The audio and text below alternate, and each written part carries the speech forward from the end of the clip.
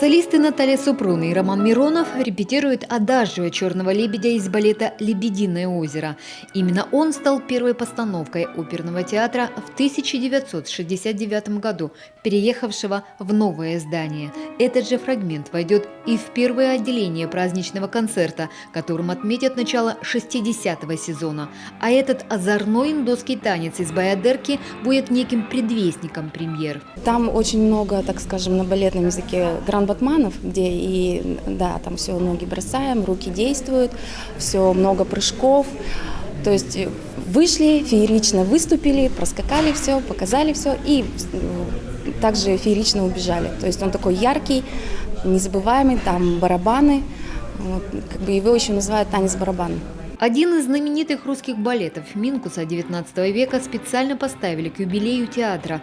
По словам главного балетмейстера, спектакль в плане хореографии не сложен, но нашему театру не хватает человеческих ресурсов.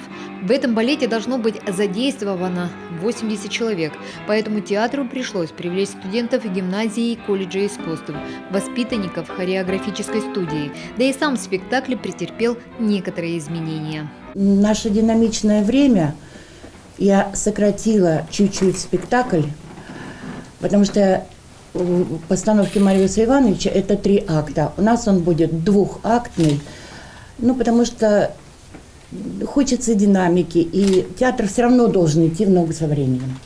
Вторая премьера – это сказки Гофмана на французском языке о философском взаимоотношении мужчины-поэта и женщины в различных ипостасях. Сюжет довольно пикантный и интересный, интригует руководство театра.